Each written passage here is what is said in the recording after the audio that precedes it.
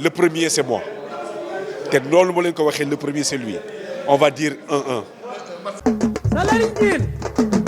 bismillahi ma dee ci door maam góor gi Njaay sutub maram jéen bàyyi maam maram Njaay riw maa ngi may soow te ku réew mi soow booba dangaa siiw bàyyi ndey ak sa Njaay maa yàgg ci coow ndaara yàgg na maa jiin ba ñu ma dalee jiin booba tuuti laa booba su ma dalee damay jooy waaye léegi nu ma dalit damay xeeb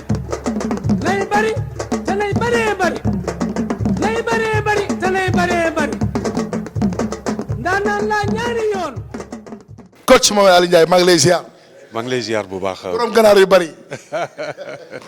bayil tooñ yow borom baax nga. sa waa ji dafa mel ni macha allah liggéey ba mu demoon bitim réew fële ci CEPS dafa mel ni tey ku ko ñëw xool ko xam ni li waroon ci moom def nga ko ci. mais sant yàlla d'abord xam nga yàlla mooy ki nga xam ni moom mooy maye. loo ñaan yàlla defal la ko rek da ngay sant yàlla bu baax te xam ne lépp mbiru yàlla la te liggéey équipe la yàlla def na aussi ñu am benn équipe bu extraordinaire boo xamante ni ñun ñëpp ñooy liggéeyandoo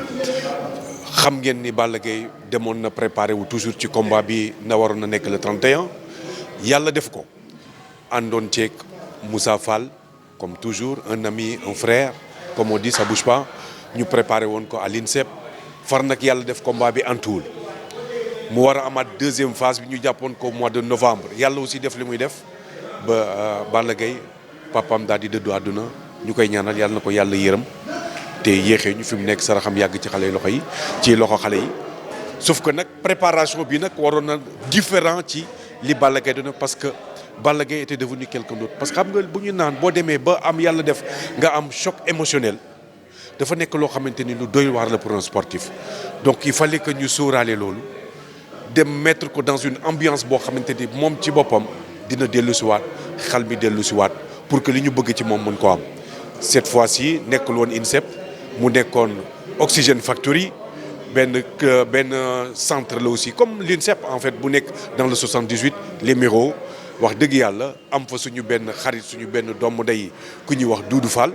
mi nga xamante ni bokk na ci ñi nga xamante ni ñooy gérer centre bi nekk un sénégalais wax dëgg yàlla Alain boole ma ak moom bu rent DKR ak ñoom Jumbo vraiment ñu ànd nag ci liggéey bi te liggéey bi dañu kontaan waaye et très fier de mon fils Balla Gaye parce que liggéey comme li may wax toujours rek ki bëgg fi mu fanaan ak ki ko bëgg ko wettali te jël buntu du leen boole wax du dëgg yàlla ku ma xam-xam ne man je suis sportif. Parce que je ne badine pas avec, parce que pour moi, un athlète, beaucoup yoré, il faut parier sur tous les plans. Et Balla, il a été là.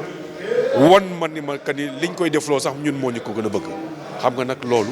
mënul def nag lu dul sedd xol. Face à un adversaire de taille comme Bombardier par rapport ak gabarit bi mu yor te Balla moom il reste toujours convaincu que bu xeexee da koy duma bu bëree daf koy daal. Mais parce que il a été préparé pour ça xam nga un sportif. booy préparer événement wala compétition bu mën a doon da ngay préparer pour dem gagner buur man bokkuma ci luy jël deuxième wala troisième man lu may def rek égal P xam nga lu tax parce que dañuy nekk ci condition yi nga xamante ni tey jii buñ ci paree yow ci sa bopp di nga xam ne tu es prêt te Balla Gaye ci condition yi ñu ko teg dañ ko teg ci condition yoo xamante ni moom ci boppam mu yëg boppam parce que attention ki ñuy wax. Sénégal yëpp xam nañ ko mooy Balla Gaye numéro 1 doomu Double Less xam nañ ko ci làmb musul wax lu mu deful yéen a ngi fii yéen a ngi di seetaan làmb di dund làmb Balla Gaye gars yi naan ko neex a faral dimanche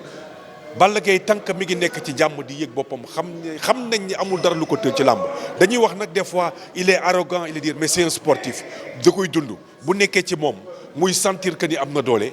xam na ni moom moo ko tere neex te tey foofu la toll liggéey bi nag c'était ça. doon naa wax naan combat bi même buñ ko renvoyé lu muy gën a yàgg rek gën a métti ci adversaire xam lu tax parce que lu ñuy gën a dem doole ji gën a bari te tey macha allah bi mu wàcc see Sénégal ñëpp xam nañ ni kii am na ci lu mu toog macha allah li mu wax nag di leen ko bàyyi xel nee na lii dinaa ko def te xaar leen loolu mu leen wax dina ko def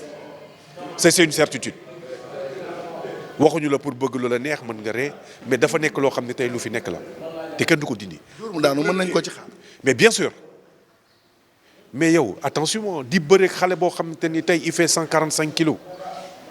142 143 kilos kooku fu loxoom fu mu dal musiba dina am sur tous les plans nag pour te dire que ni du da ngay dem di yóbbaale dóor mu daanu bëre dóor la ñuy wax mais ñaar yëpp mën naa nekk mën nañ koo dóor mu daanu comme mën nañ koo jàpp daan ko parce que loolu yëpp mi ngi tey ci xale bi waaw loolu yëpp mi ngi ci moom dafa daj donc du coup comme li ma la wax moom moo ko teree neex. jërëjëf ko. et puis di remercier aussi am na loo xam ne aussi di remercier aussi l'équipe bi nga xamante ni tey ñoom la ñu nekkandool Dakar fii di liggéey parce que xam nga y avait une première équipe en France deuxième équipe bi fii mooy fii Sénégal wax dëgg yàlla bi ñu ñëwee ba léegi on s'entraîne fii Guédiawaye Fitness Club avec coach Cheikh ak ñoom Pape vraiment mettre salle bi à notre disposition à des heures pas possibles et vraiment di ñu accompagner wax dëgg yàlla di ko remercier Guy